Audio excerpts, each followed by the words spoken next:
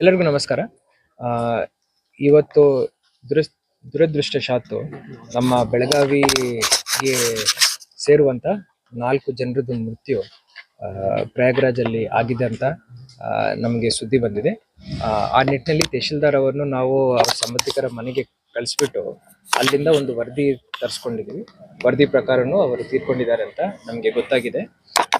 ಅರುಣ್ ಕೋರ್ಪಡ್ 61 ವರ್ಷ, ಮಹಾದೇವಿ ಹನುಮಂತ ಬಾವನೂರು 48 ವರ್ಷ, ಅದೇ ರೀತಿ ಮೇಘಾ ದೀಪಕ್ ಹತ್ತರ್ವಟ್ 24 ವರ್ಷ, ಜ್ಯೋತಿ ದೀಪಕ್ ಹತ್ತರ್ವಟ್ ಅವರು 44 ವರ್ಷ.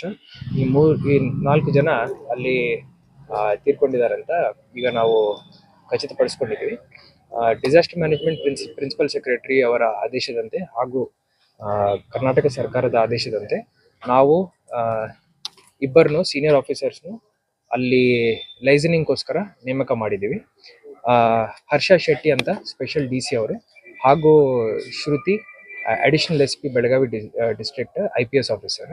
ಸೊ ಇಬ್ಬರನ್ನು ಈಗ ನಾವು ಆದೇಶ ಹೊರಡಿಸಿ ಅವರು ಫಸ್ಟ್ ಆದ್ಯತೆ ಈ 4 ಜನರದ್ದು ಏನು ಮೃತದೇಹ ಇದೆ ಅದನ್ನು ಬೆಳಗಾವಿ ಜಿಲ್ಲೆಗೆ ವಾಪಸ್ ತಗೊಂಡು ಬರ್ಲಿಕ್ಕೆ ಅವರು ಈಗ ಪ್ರಯಾಸ ಮಾಡ್ತಾ ಇದ್ದಾರೆ. ಅಲ್ಲಿ ಲೋಕಲ್ ನಾವು ಅಡ್ಮಿನಿಸ್ಟ್ರೇಷನ್ ಜೊತೆನೂ ಕೋಆರ್ಡಿನೇಟ್ ಮಾಡ್ಕೊಂಡಿದ್ದೀವಿ.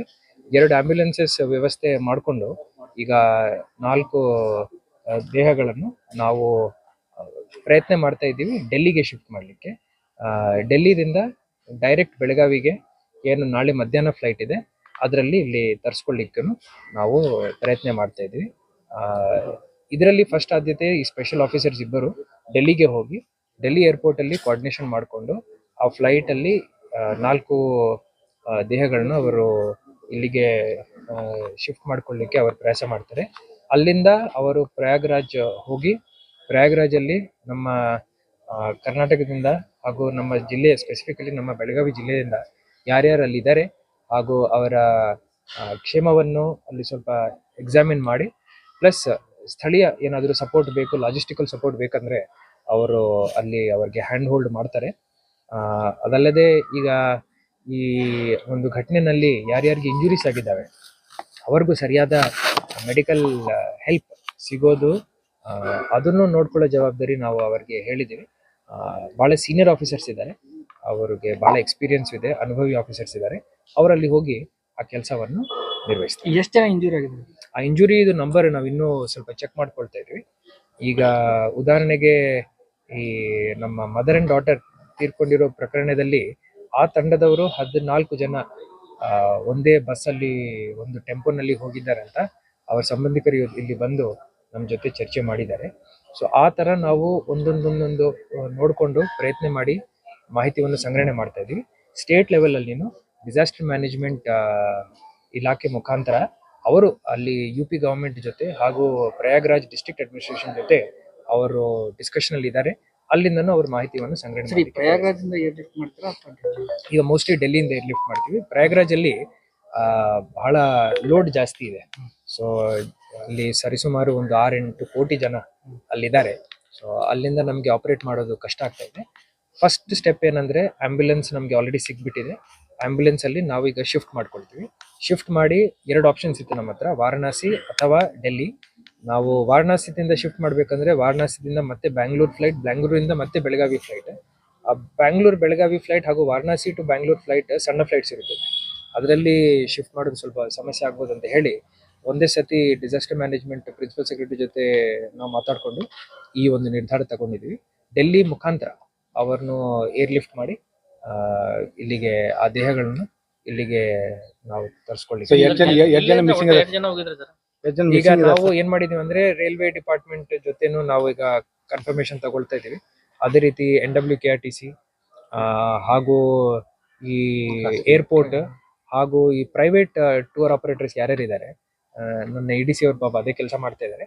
ಎಲ್ಲ ಕಡೆಯಿಂದ ಯಾರ್ಯಾರು ಹೋಗಿದ್ದಾರೆ, ಯಾವಾಗ ಹೋಗಿದ್ದಾರೆ, ಎಷ್ಟು ಜನ ಹೋಗಿದ್ದಾರೆ, ಏನ್ ಪ್ಲಾನ್ ಇತ್ತು ಅಂತ ಹೇಳಿ ನಾವು ಮಾಹಿತಿಯನ್ನು ಸಂಗ್ರಹಣೆ ಮಾಡ್ತಾ ಇದ್ವಿ.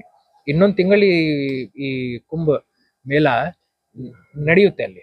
ಸೊ ಆ ನಿಟ್ಟಿನಲ್ಲಿ ಈ ಮಾಹಿತಿಯನ್ನು ಈಗಲೇ ಸಂಗ್ರಹಣೆ ಮಾಡಿಕೊಂಡು ಸರಿಯಾದ ಅಡ್ವೈಸರಿ ನಾವು ನಮ್ಮ ಜಿಲ್ಲೆಯ ಜನತೆಗೆ ಕೊಡ್ಲಿಕ್ಕೆ ಸಾಧ್ಯವಾಗ್ಬೇಕಂತ ಹೇಳಿ ಆ ನಿಟ್ಟಿನಲ್ಲಿ ನಾವು ಈ ಮಾಹಿತಿಯನ್ನು ಸಂಗ್ರಹಣೆ ಈ ಗಾಯಾಳುಗಳ ಪರಿಸ್ಥಿತಿ ಆಗಿದೆ ಸರ್. ಈಗ ಗಾಯಾಳುಗಳ ಪರಿಸ್ಥಿತಿ ಅಪ್ಡೇಟ್ ಆಗಿದೆ.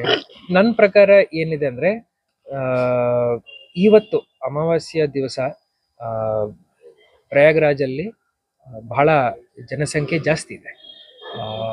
ಅದರಿಂದ ಬಹುಶಃ ಈ ಒಂದು ಪರಿಸ್ಥಿತಿ ಉದ್ಭವ ಆಗಿದೆ. ಆದರೆ ಈಗ ಮುಂದಿನ ದಿನಗಳಲ್ಲಿ ಅಲ್ಲಿ ಸ್ವಲ್ಪ ಜನಸಂಖ್ಯೆ ಕಡಿಮೆ ಆಗಬಹುದು. ಆದರೂ ಜಿಲ್ಲಾ ಮಟ್ಟದಿಂದ ಹಾಗೂ ರಾಜ್ಯ ಮಟ್ಟದಿಂದ ನಾವು ಏನು ಅಡ್ವೈಸರಿ ಇಶ್ಯೂ ಮಾಡ್ತೀವೋ ಅದರ ಪ್ರಕಾರನೇ ಎಲ್ಲರೂ ಪ್ಲಾನ್ ಮಾಡ್ಕೋಬೇಕು. ಆತಂಕ ಪಡೋ ಏನು ಸಂದರ್ಭ ಇಲ್ಲ. ಆದರೆ ಅಡ್ವೈಸರಿಯನ್ನು ಕರೆಕ್ಟ್ಲಿ ಫಾಲೋ ಮಾಡಬೇಕು.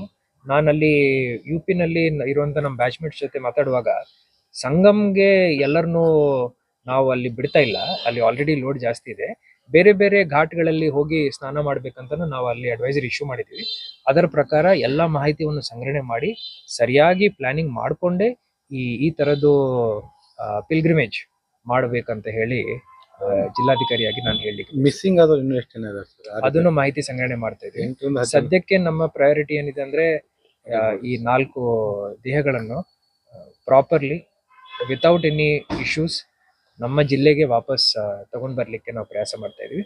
ಮಿಕ್ಕಿದೆಲ್ಲ ಇನ್ಫಾರ್ಮೇಶನ್ ನಾನು ಸಂಗ್ರಹಣೆ ಮಾಡ್ತಾ ಇದ್ದೀನಿ ಹಾಗೂ ರಾಜ್ಯ ಮಟ್ಟದಲ್ಲಿ ಸಂಗ್ರಹಣೆ ಮಾಡ್ತಾ ಇದ್ದಾರೆ.